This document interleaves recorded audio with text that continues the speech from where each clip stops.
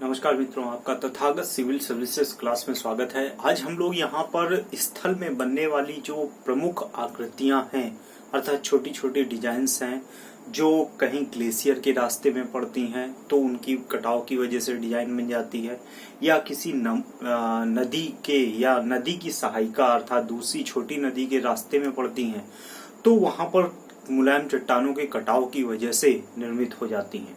अर्थात जो कठोर चट्टानें हैं वो यथावत बनी रहती हैं, वैसे ही बनी रहती हैं, लेकिन जो मुलायम चट्टानें हैं वो टूटकर बिखर जाती हैं या उन स्थानों से कहीं ना कहीं नदियों का या ग्लेशियर का प्रवाह लगातार होता रहता है।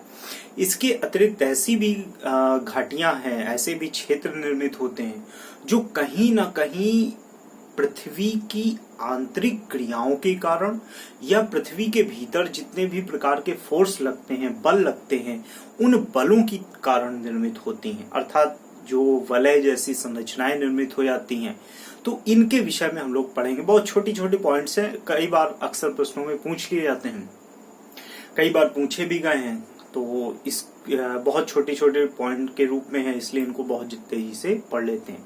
तो सबसे पहले घाटियां ही ध्यान रखिएगा। घाटियों का तात्पर्य ही है कि नदी मार्ग या ग्लेशियर के रास्ते पर या समुद्र के किसी क्षेत्र के रास्ते पर पड़ने पर जो कठोर चट्टानों का क्षेत्र है वो यथावत बना रहता है, लेकिन जो मुलायम चट्टानें होती हैं, कमजोर चट्टानें होती हैं, वो टूट जाती हैं, जिसकी वजह से गहरे गड्ढे बन जाते हैं, गॉर्ज बन जाते हैं, कैनियंस बन जाते हैं या घाटियों का निर्माण हो जाता है। तो यही जो स्वरूप है, छोटे रूप में कहीं घाटियां कहलाती हैं, बड़े रूप में वो गॉर्ज या कैनियंस कहलाती हैं, गहरे गड्ढे हो जाते हैं। तो इस तरह की जो संरचनाएं हैं वो सारी की सारी हम घाटियों के रूप में ही पढ़ते हैं या समझते हैं। अगर हम इनके बनने की कारणों की बात करें तो मुख्य रूप से दो प्रमुख कारण है, एक आंतरिक शक्तियों के कारण और दूसरा बाह्य शक्तियों के कारण इनका निर्माण होता है।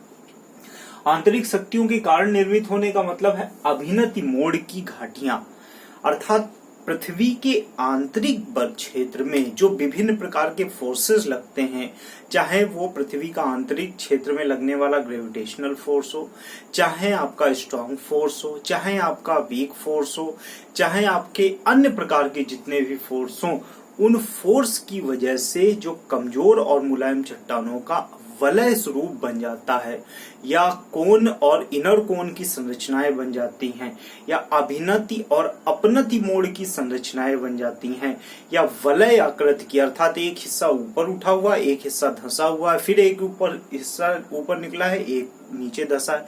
जैसे वेवलेंथ चलती है, वेवलेंथ की डिजाइन होती है, जैसे हमारा हिमालयी क्षेत्र है, तो ये जो स्वरूप बनता है वो कहीं ना कहीं आंतरिक शक्तियों के कारण निर्मित होती है।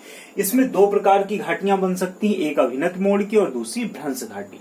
तो अभिनत मोड़ की मैंने आपको बता दी। भ्रंश घाटी का मतलब यही है कि भ्रंश हो जाना, टूट जाना, अर्थात जब कमजोर चट्टानें टूट के नीचे धंस जाती हैं, कठोर चट्टानें यथावत बनी रहती हैं, तो बीच का भाग जो है वो धंस जाता है, तो वो भ्रंश घाटियां कहलाती हैं। बाह्य शक्तियों के आधार पर, बाहरी शक्तियों का मतलब है कि जो स्थल पर चीजें उपलब्ध हैं, जो हमको प्रत्यक्ष दिखाई पड़ रही हैं, उनके अपने फोर्सेस के कारण जो है, चाहे वो घर्षण बल हो, गुरुत्वाकर्षण बल हो, अन्य प्रकार के बल हो, उनकी वजह से जो स्वरूप बनता है, जो संरचनाएं बनती है, वो बाह्य शक्तियों के आधार पर बनती हैं। जैसे आई शेप घाटियां हो सकती हैं, यू शेप घाटियां हो सकती हैं, वी शेप घाटियां हो सकती हैं, नदी के प्रवाह में हो सकती हैं, हिमनद या ग्लेशियर के प्रवाह में हो सकती हैं, लटकती घाटियां हो सकती हैं, अंधी घाटियां, ब्लाइंड वैलीज हो सकती हैं।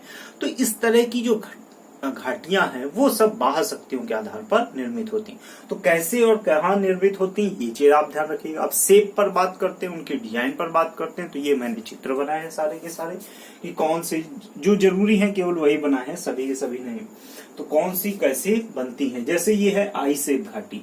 आई शेप का मतलब है कि कुछ आई की तरह की डिजाइन बन जाती है, अर्थात कठोर चट्टानें वैसे ही बनी रहती है ये यथावत, लेकिन मुलायम जो चट्टानें होती हैं वो धीरे धीरे धीरे करके टूटना शुरू हो जाती हैं।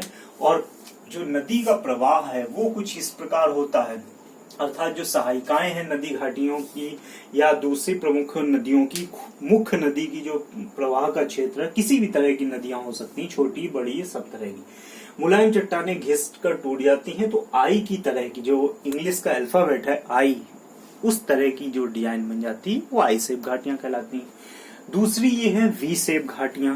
वी शेप घाटियां अर्थात जैसे वी की संरचना होती है, अर्थात कठोर चट्टानें तो वैसे ही यथावत बनी रहती हैं, लेकिन कहीं ना कहीं मुलायम चट्टानें जो हैं वो टूटकर बिखरना शुरू हो जाती हैं, टूटकर बिखर जाती हैं, और टूटकर बिखरने की वजह से ये जो आई वी की तरह की संरचना बनती है, वो जो संरचना है वो वी प्रकार की घाटियों की संरचनाएं होती हैं।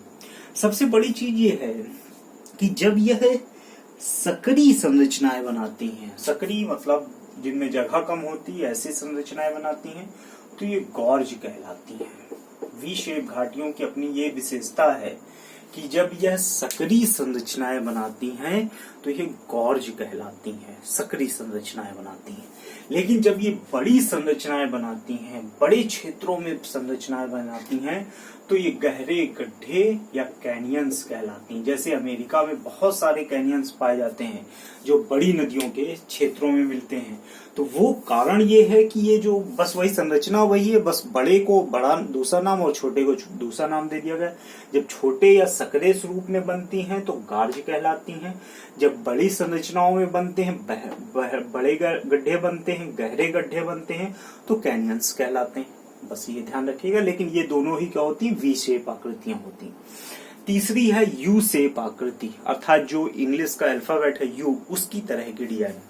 इसका तात्पर्य है कि जब ग्लेशियर, देखिए ये दोनों तो नदी क्षेत्रों में बनते हैं, लेकिन ये जो है वो ग्लेशियर के रास्ते पर बनने वाली संरचना है। जब कभी भी ग्लेशियर बह रहे होते हैं, आगे बढ़ रहे होते हैं, तो वो जो उसके कारण चट्टानें टूटती हैं, बिखरती हैं, तो वो यू डिजाइन बनाती हैं, यू आकार की घाटियां बनाती हैं। तो ये खासतौर से ग्लेशियर के क्षेत्र में होती हैं, ये ध्यान रखिएगा। ये ग्लेशियर वाली संरचना है यू आकार की घाटियां। इसके अतिरिक्त है आंतरिक शक्तियों के कारण, एक तो अभिन्नत मोड़ की घाटियां और दूसरा रिफ्ट वैली। अभिन्नत मोड़ की घाटी का मतलब यही है कि आंतरिक शक्तियों में लगने वाले विभिन्न प्रकार के फोर्सेस, चाहे वो ग्रेविटेशनल फोर्स हो आपके, चाहे आपका स्ट्रॉन्ग फोर्स हो, चाहे आपका टेंशन हो, चाहे आपका प्रेशर हो, इत्यादि जो भी हैं, उन बलों के कारण ये जो घाटियों में वलय पड़ जाते हैं, वो डिजाइन बन जाती है, उन्हें हम अभिन्नति घाटियां कहते हैं। जैसे आप हिमालय के क्षेत्र में इस तरह की घाटियों की संरचनाएं बहुत बड़ी मात्रा में देखेंगे। तो ये जो संरचनाएं है वो हिमालय की आंतरिक शक्तियां, जो उसकी सतह के नीचे स्थितियां हैं, उनके कारण बनती हैं। तो ये अभिन्नत मोड़ की घाटियां हैं, ध्यान रखिएगा। शंकु, इनर अंतः शंकु या कोन या इनर कोन जैसी संरचना, कोन ऊपर निकला और आंतरिक क्षेत्र में जो धंस गया भाग, उसे हम इनर कोन कहते हैं। रिफ्ट घाटी, रिफ्ट घाटी का मतलब ये है, अर्थात धंसा हुआ क्षेत्र जो है पूरा का पूरा, वो धंसा हुआ क्षेत्र का स्वरूप ये है कि जब कभी भी किसी क्षेत्र में कमजोर चट्टानें नदी के रास्ते पे पड़ती हैं, या कोई ऐसी आंतरिक फोर्स की वजह से, दो तरह से स्थितियां होती हैं। आंतरिक बलों की वजह से, ये तो खैर आंतरिक शक्तियों के कारण बनती है। आंतरिक फोर्स हो सकते हैं, ग्रेविटेशनल फोर्स हो सकते हैं, स्ट्रॉन्ग फोर्स हो सकती है, अन्य प्रकार। कमजोर चट्टानों का जो क्षेत्र होता है वो अचानक से नीचे धंस जाता है, और कठोर चट्टानों का जो क्षेत्र है वो यथावत बना रहता है। तो कुछ इस प्रकार की संरचनाएं बनती हैं, अर्थात ये धंसी हुई संरचना है, ऐसी ध्यान रखिए। जैसे आप बहुत पढ़ते हैं कि भारत में रिफ्ट घाटी से बहने वाली नदी कौन सी है, सीधा सा उत्तर होता है नर्मदा नदी जो है वो भारत में रिफ्ट वैली से बहने वाली नदी है। क्योंकि जो नर्मदा नदी है वो कुछ इस प्रकार से बहती है कि उसका जो दक्षिणी पूर्व है, दक्षिण पूर्व का क्षेत्र, वो आपका सतपुड़ा की पहाड़ियां हैं, और जो उसका उत्तर पश्चिम का क्षेत्र है वो उसकी अरावली रेंज है, और बीच से कहीं ना कहीं नर्मदा नदी बहती है। तो ये जो दो ऊंची पहाड़ियों के बीच का क्षेत्र है वो धंसा हुआ क्षेत्र ही रिफ्ट वैली का क्षेत्र कहलाता है। और ये आंतरिक फोर्सेस के कारण, आंतरिक बलों के कारण निर्मित हुई संरचना है, ये ध्यान रखिएगा।